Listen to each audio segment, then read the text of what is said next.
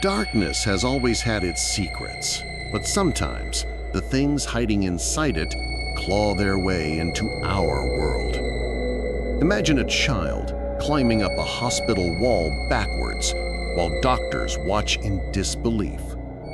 A woman in Chicago certainly speaking languages she never learned, while her voice shifts from human to inhuman.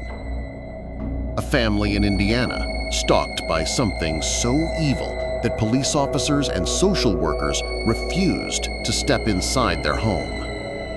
And a young woman in Texas coughing up black liquid as her body bends in impossible ways, while her family prays she survives the night. These aren't scenes from a horror movie. These are real exorcisms performed in the United States in the last 2 decades. Tonight, we're diving deep into their shadows. Welcome to The Whisperer's Tales. I'm your host, Mr. Whisperer. If you're new here, this is where the stories you thought were just urban legends are whispered back to life. True stories of hauntings, possessions, and horrors that can't be explained. If you love horror rooted in reality, make sure to subscribe now, because tonight I'll take you through 4 of the most chilling exorcism cases in modern America. Stay with me till the end, because the last story is one that shocked even doctors, police, and the Catholic Church itself.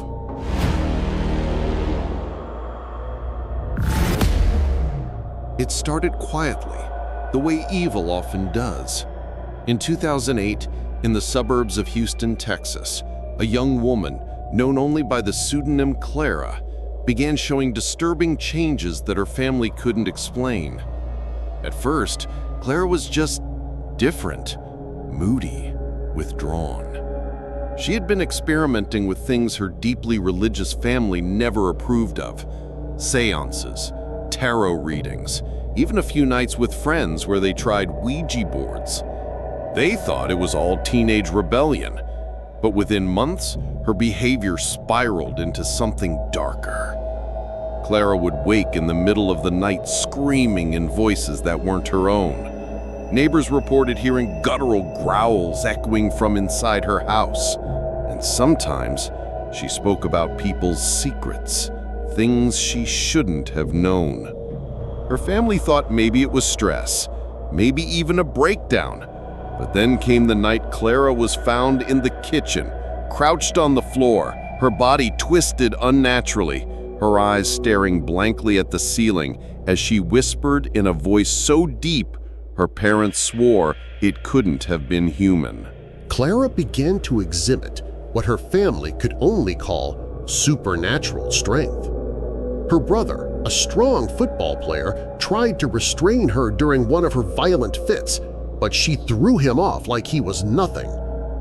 Religious objects triggered violent reactions. A crucifix near her bed fell to the ground repeatedly. When her mother placed rosary beads in Clara's hands, Clara's skin blistered where the beads touched. Doctors ran tests. They found nothing. No seizures, no psychosis, no drugs. The family grew desperate. That's when they turned to the church.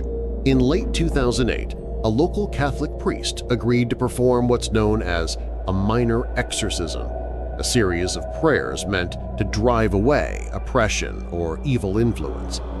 But as soon as he began, Clara laughed. Not her laugh, a low, mocking, guttural laugh that filled the room. Witnesses claimed her voice alternated between English and a language no one recognized. Her body arched violently, her back bending almost in half as though something inside her wanted to break free. The priest escalated. With permission from the diocese, a formal exorcism ritual was performed. During the rite, as holy water touched her skin, Clara screamed and convulsed. Her family swore a black, tar-like liquid spilled from her mouth, pooling onto the floor before vanishing into nothing. And then Silence. Clara collapsed, unconscious. When she woke, she didn't remember what happened, but the violent outbursts stopped.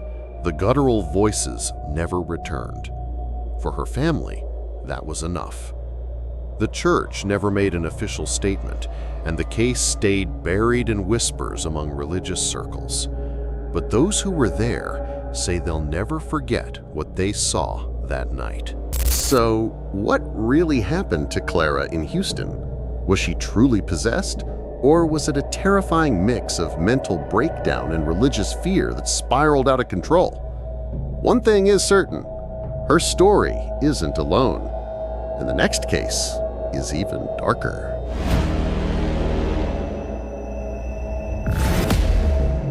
Chicago is a city with shadows of its own, tales of gangsters, crime, and haunted hotels.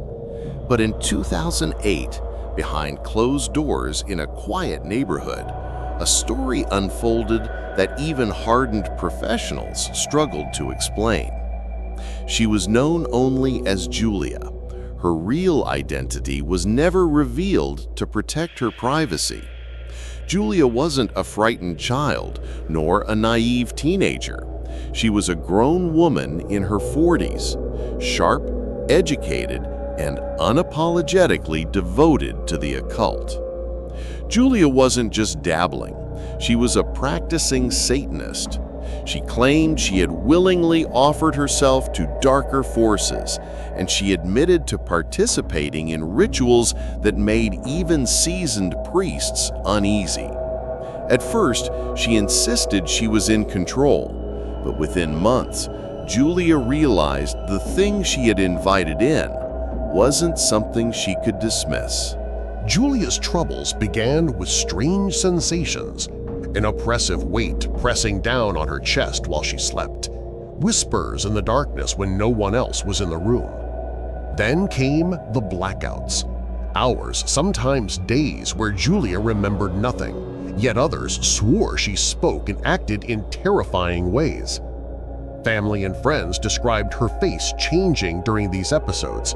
Her voice dropped into guttural tones, sometimes mocking, sometimes speaking in languages she never studied – Latin, Aramaic, even Greek. Medical doctors couldn't explain it. Psychiatric testing revealed no psychosis. But there was one man who would eventually document Julia's case in chilling detail – Dr. Richard Gallagher, a psychiatrist and professor at Columbia University. Dr. Gallagher was no stranger to unusual cases. He had worked with the Catholic Church before, helping them determine whether strange behavior was psychological or something otherworldly. When Gallagher met Julia, he expected another troubled patient. What he encountered left him shaken. During interviews, Julia mocked him, calling out personal details about his life she had no way of knowing.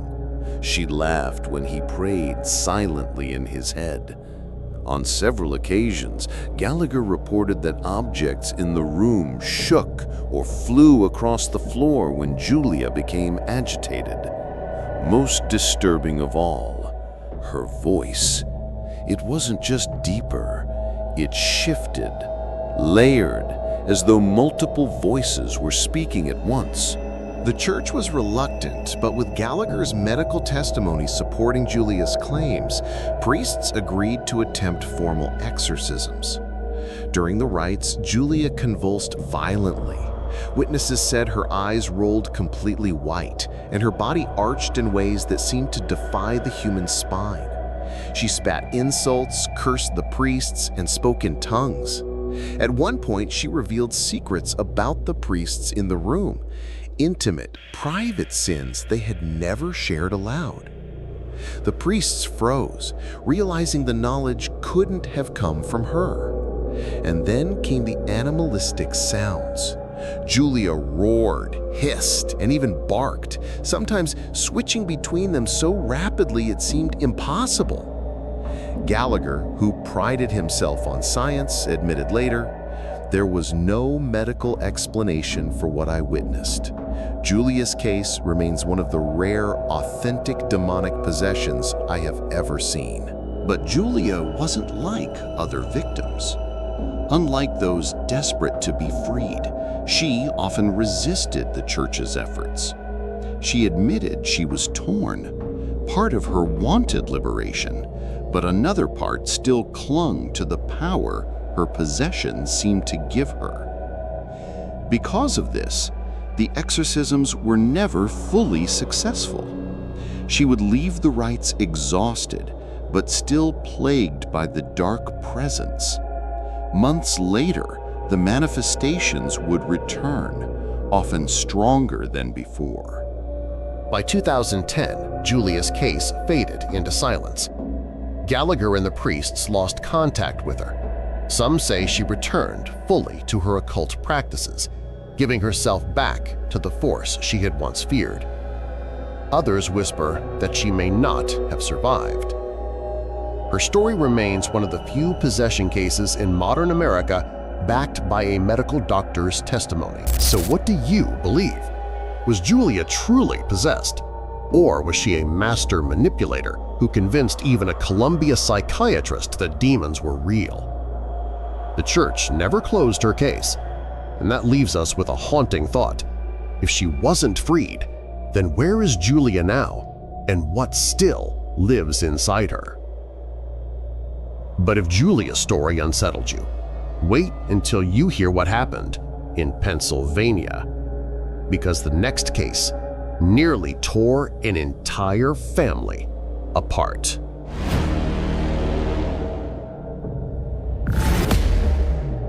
The quiet town of West Pittston, Pennsylvania wasn't the kind of place you'd expect to find headlines about demons. Small houses lined peaceful streets. Neighbors greeted one another on porches, and kids played ball in the evenings.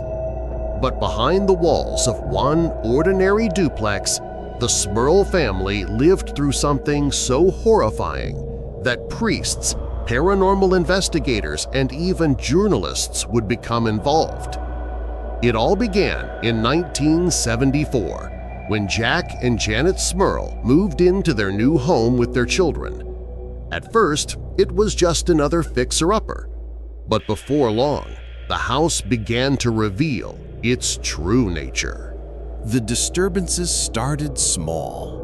Scratching in the walls, foul smells that appeared and vanished, cold spots that made no sense. The family brushed it off as plumbing problems or bad wiring. But then came the sounds. At night, they heard footsteps in empty rooms, whispers echoing through the hallways. Their dog growled at shadows, refusing to enter certain parts of the house. And then the entity showed itself. By the late 1970s, the activity became violent. The Smurls reported objects flying across rooms, deep growls vibrating through the house, and even physical attacks. Janet claimed she was pulled from her bed by unseen hands. Jack reported being sexually assaulted by the presence while paralyzed in his sleep. Their daughters were scratched, their dog thrown against the wall. The house itself seemed alive with malevolence, walls that bled foul odors, lights that flickered without reason, shadows that moved even when no one was near. By the 1980s, the family was desperate. They turned to the church for help. Enter Ed and Lorraine Warren, the famous demonologists later portrayed in the Conjuring films. When the Warrens arrived in 1986, they claimed the Smurl home was infested with a powerful demonic presence. Lorraine, a clairvoyant, described seeing a dark, human-shaped figure that shifted and distorted when she looked directly at it. Ed claimed the entity fed on the family's fear, growing stronger with every fight, every sleepless night. The Warrens urged the church to intervene, but exorcisms are not performed lightly. The diocese demanded evidence, And evidence is exactly what they got. Priests performed several exorcisms in the Smurl home. During these rituals, witnesses described violent reactions. The house shook. The air turned icy cold. Janet screamed as though she were being strangled by unseen hands. In one terrifying moment, during the third exorcism, a guttural voice roared through the walls of the house, mocking the priests. "Leave us alone!" The church tried again and again, but the demon refused to leave. By the late 1980s, the Smurl case had gained national attention. Newspapers covered the haunting. Television crews came to the street, interviewing neighbors who claimed to have also witnessed strange activity. Some believed the family. Others thought it was a desperate plea for attention. But the Smurls never backed down. To them, the scratches, the voices, the violence, they were all too real. Even after multiple exorcisms, the activity never fully stopped. In the early 1990s, the Smurls finally left the home. But the story didn't end there. In the 2000s, paranormal researchers returned to the house, hoping to document lingering activity. What they found was chilling. New tenants reported hearing voices, footsteps, and feeling watched. The dark presence hadn't vanished. It had only gone quiet. To this day, locals in West Pittston whisper about the Smurl duplex. Some claim the evil never left. So what do you think? Were the Smurls tormented by a demon? Or was it stress, hysteria, and fear magnified by the media frenzy of the time? One thing is certain, the church took their case seriously enough to attempt multiple exorcisms. And when priests admit that even they couldn't win against what lived in that house, you know the story is darker than most will ever understand. But if this case shook an entire Pennsylvania town, the final story tonight is something even more terrifying. A possession so disturbing it left doctors, police officers, and social workers speechless. And it happened not decades ago, but just a few years ago.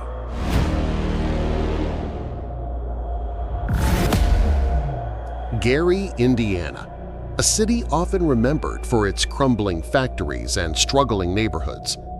But in 2012, one small rental house on Carolina Street drew the eyes of the nation. Its tenants, LaToya Ammons, her mother Rosa, and her 3 young children claimed they were being tormented by something evil. At first it sounded like any other haunting. Strange footsteps, cold chills, doors slamming shut. But soon, their story spiraled into something so terrifying that even hardened police officers refused to go back inside. This is the case of LaToya Ammons, her children, and the exorcisms that made headlines around the world. It started with small things, flies swarming the porch in the dead of winter, strange wet footprints appearing on the floors. LaToya thought nothing of it, until her children began to change. Her daughter would speak to unseen figures in her room, carrying on conversations as if someone stood beside her. Her sons became withdrawn, angry, sometimes violent. Then came the nights when LaToya herself felt pressed into her mattress, unable to breathe as shadowy figures circled her bed. By spring of 2012, the family was terrified. Rosa, the grandmother, insisted it wasn't just stress. Something had followed them into that house. The worst of it happened to the kids. One evening, Rosa watched in horror as her 12-year-old granddaughter levitated above her bed. Several relatives were there. They screamed, praying out loud until the girl slowly descended back down. At the local hospital, things grew even stranger.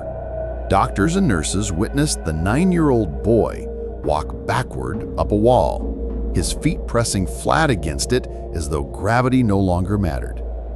He flipped over his grandmother, landing on his feet, and then collapsed unconscious. A nurse ran from the room screaming. The doctors were speechless. One wrote in the official report, "This event defies medical explanation." Normally, child services would dismiss claims like this as superstition. But in this case, social workers, hospital staff, and even police officers witnessed events they couldn't explain. One social worker later admitted that when she entered the house, she felt faint and nauseated, as though something inside tried to push her out. A police captain who visited the property reported his radio malfunctioning, his car refusing to start, and hearing unexplainable growls from the basement. Word spread quickly. The Gary Police Department even photographed footprints in the dust of the home, footprints too small for an adult, but too large for the Ammons children. The Diocese of Gary sent Father Michael Maginot, a local priest, to investigate. At first, he thought it would be routine, a house blessing, perhaps a prayer of protection. But after spending time with the family, Maginot was convinced this wasn't simple haunting. He performed minor rites, sprinkling holy water throughout the house. LaToya convulsed, her face contorting. The children screamed, covering their ears as if the prayers were burning them. Maginot petitioned the bishop for permission to conduct a formal exorcism, something the church rarely approves in modern America. Permission was granted. Over the course of several weeks in 2012, Father Maginot performed 3 full exorcisms on LaToya. The first was at his church in Merrillville. Witnesses say LaToya growled, her eyes rolling back, her body shaking violently as if something inside her fought to stay. The second exorcism took place in the presence of other priests. This time, LaToya's voice shifted, deep, guttural, spitting blasphemies at the priests. Her body convulsed and she nearly fainted. The final exorcism, performed in June 2012, lasted hours. Maginot prayed relentlessly, pressing the crucifix against her forehead, demanding the demon release her. LaToya screamed, collapsing in exhaustion. And then, silence. After the final exorcism, the Ammons family left the house on Carolina Street. Almost immediately, the strange activity stopped. The children returned to normal. LaToya herself said she felt lighter, free from something she had carried for months. But the house remained infamous. Investigators continued to experience strange events there. Police refused to go back inside. In 2014, the house was purchased by Zach Baggins, host of Ghost Adventures. He filmed a documentary titled Demon House, where his crew also reported terrifying events inside before Zach eventually had the property demolished. Locals still call it the House of 200 Demons. What makes this story different is not just the exorcisms, but the witnesses, doctors, nurses, police, social workers, people trained to dismiss superstitions. All of them reported events they could not explain. In the end, the Ammons family escaped. But what about that house? If the building is gone, does that mean the evil is gone too? Or is it still there, waiting for its next home, its next family, its next invitation? These were 4 of the most terrifying exorcisms in modern America. Clara in Houston, coughing up black liquid as her body bent unnaturally. Julia in Chicago, mocking priests in languages she'd never studied. The Smurl family in Pennsylvania, tormented for decades by something that no exorcism could banish. And finally, LaToya Ammons, whose children terrified even hospital staff when they climbed walls like insects. These stories remind us of one chilling truth. You don't have to look to medieval Europe or ancient folklore for tales of possession. Sometimes, the darkest battles between faith and evil happen right here in our own neighborhoods.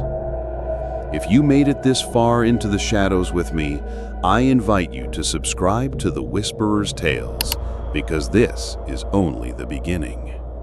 Some whispers fade with time, but others never leave us.